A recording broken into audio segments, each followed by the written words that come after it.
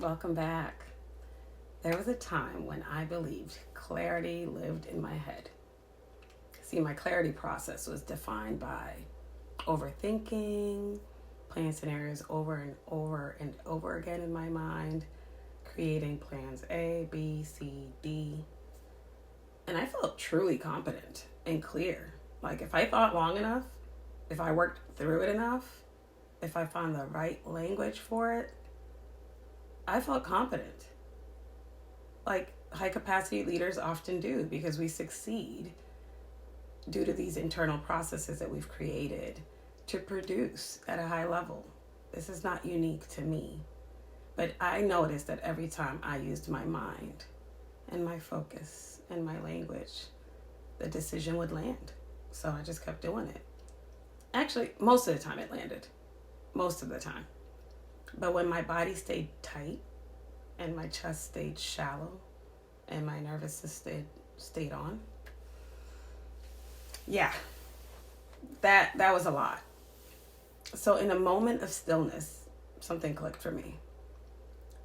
And what clicked was that clarity doesn't begin in your thoughts. It really begins in your body because your body always knows.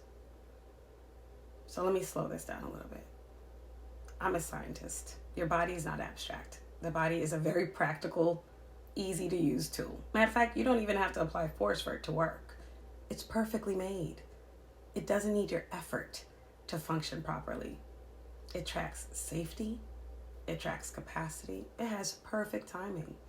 You're not doing anything for your heart to beat right now.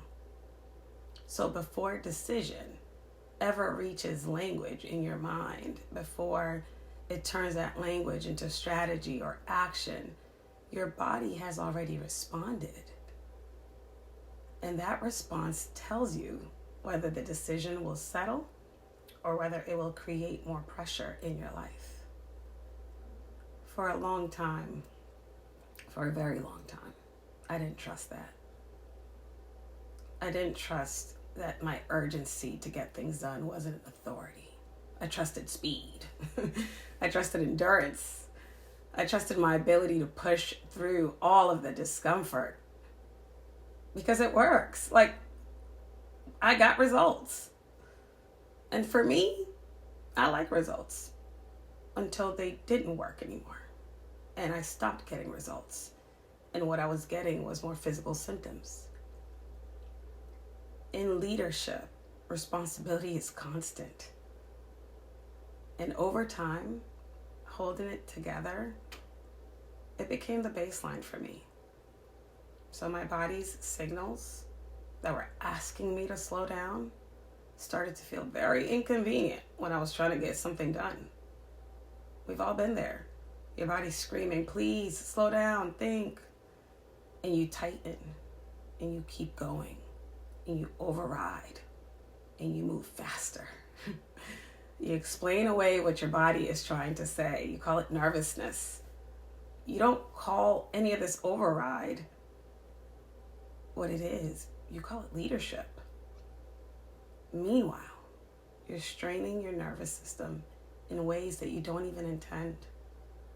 Because when your system stays tight, cortisol levels are high. Urgency starts to feel normal. And because you continue to produce, movement feels like and looks like progress. And rest, you like rest. That feels really suspicious. Leaders don't rest. And you're operating in a constant state or fight or flight. I mean, decisions are still going to get made. You're still going to do your thing. But everything's not going to land as cleanly. You're going to have more follow-ups, more explanations, more friction. A lot of friction. Things are going to try to stop because you're not listening. And those decisions were made from a nervous system that is bracing.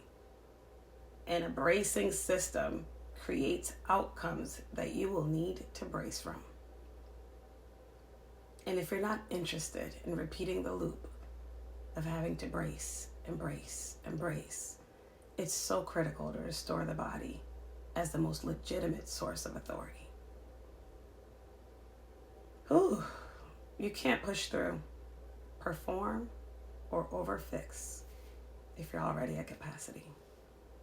Your body, it needs to feel safe enough to let decisions resolve internally with less urgency, with less noise, with less justification.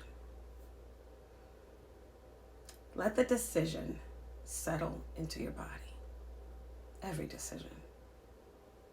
And when it settles, feel the calm. Feel the intentional relaxation. Let that choice land before you act. And this is where Sourcework begins. Regulation, self-regulation, gives you the readiness to express your authority with clarity. When the system isn't bracing, clarity just arrives. And it does it quietly and effortlessly. Ease shows up as steadiness. Grace shows up as clean movement. And flow, that shows up as timing. You stop forcing outcomes because you don't need to. You're in flow. For me, slowing down carried a lot of fear.